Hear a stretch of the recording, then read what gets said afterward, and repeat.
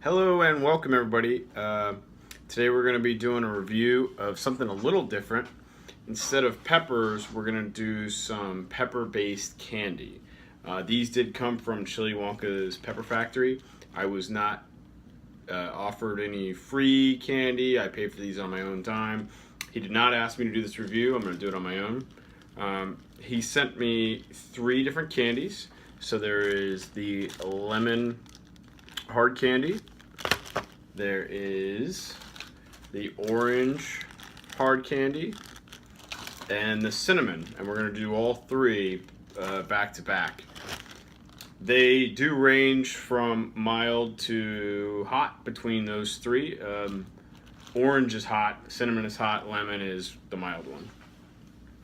I'm going to put the link in the description. Again, you can get these at chiliwonkaspepperfactory.com. And like I said, I originally got this package because it was a pods plus candy kind of deal. I originally got it for the pods, to be honest. But I tell you what, the candy is good. And I'm not a guy that eats a lot of sweets. I don't eat really a whole lot of dessert. Only on rare special occasions. For the most part, my dessert is spicy food and fruits and stuff like that. So this was a pleasant surprise, and it will definitely keep me coming back.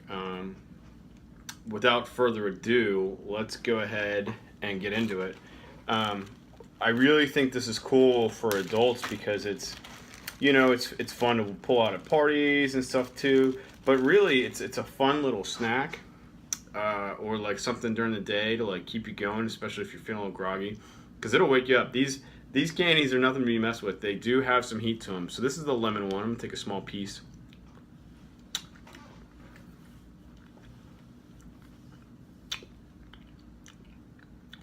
So one thing I noticed originally right off the bat, a lot of hard candy is like rock hard. You can tell that he took this just under rock. So if you look at a sugar thermometer, you'll see there's different levels based on how hot you get and how long it's in there and the temperature. And rock is an actual like no joke temperature setting on there, and this is below that. And the good thing about that is it still has some chew to it, so you can really bite into it if you want. It won't break your teeth. And I'm doing that now. Chewing on it helps kind of really get to the flavors. You could suck on it if you wanted. I'm sure these would be great if you had a cold too. It's another nice pepper delivery system. There's some good heat. I would say that the heat level on it's lemon. It's a lemon flavor with good heat. I'd say the heat level is probably on par with like maybe a jalapeno, a little bit hotter, depending on the jalapeno. Between that like jalapeno and poblano range, but it's really good. Great lemony flavor, and I wouldn't say it's sour, more of like a sweet lemon, not like more like a lemon head and less like a warhead. If you can kind of imagine like sour flavors, it's definitely not super sour, but it's very lemony, really delicious. We're gonna move the orange now, and you can see, I'm gonna pull up a bigger piece to show you. In these rock candies that see those chunks in there? That is actual pieces of pepper, I believe, and I would assume. And now these, I'm gonna take a smaller piece because these are no joke. These, I believe, are probably from the habanero heat category of peppers. And right away, a nice citrusiness, but that habanero, if not like a little bit of ghost kind of flavor comes in, because you get some of that back of the throat heat, back of the tongue. I mean, it's hot. It's hot. It's not going to drop you to your knees, but you'll feel it. But good citrus flavor. I wouldn't say it's super orangey. I know that this company is based out of Florida, and I mean, I'm sure that they have oranges for days, but it's not like, you know, that artificial orange. I would say it's more of like a kind of a fresher, nice, refreshing, citrusy orange. But there is good heat to it, and again, it's that nice softness to the sugar too that I don't feel like you're gonna break your teeth on. I can chew it, and I have the option to do whatever I want with it. Now, I really saved the best for last. I want to caveat this with the fact that I'm not really huge on a lot of cinnamon things. Like I don't, you know, I don't seek out cinnamon stuff. You know, I like cinnamon as a spice. I think it's a cool spice and has a lot of uses. I know people that put cinnamon in their chili, and I think it can be really good, especially you guys from like the Midwest, right? Cincinnati chilies of the world and stuff. But it's just not something I ultimately love, and I don't really go after, you know, the cinnamon pie kind of cinnamon stuff. Some people are going to flame me in the comments for that one.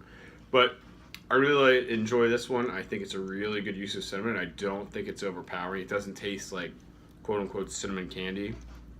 You know that the cinnamon's there, but it's not like trying to do the cinnamon challenge. So without further ado, it's got a nice light red hue to it.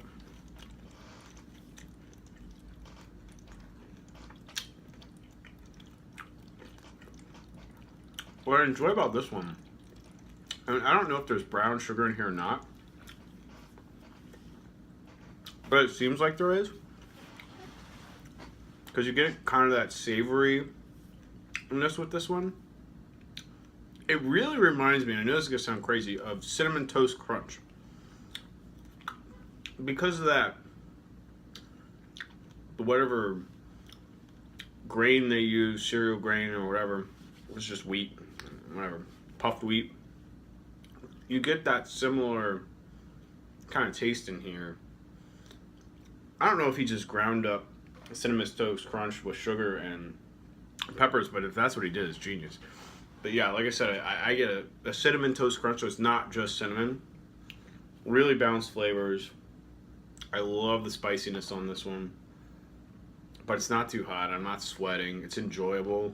I could eat more and not be suffering. Really manageable heat. The orange one, I felt like I tasted some ghost pepper, but in this one I don't.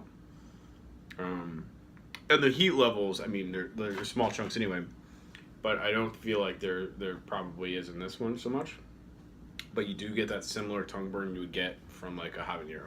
I'm just guessing. I don't know what he put in there, and I don't know if he'll ever tell me, and I don't care.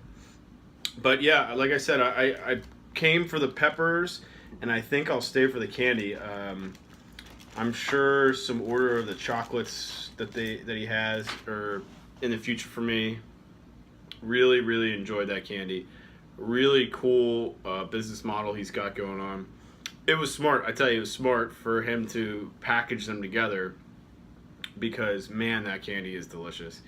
And I'm gonna keep this stash away from my friends until one of them I like comes over and says like, "Oh, I'm gonna eat hot spicy stuff," but only ones I like. I was gonna talk a little bit about the postscript to last week's video, or earlier this week's video.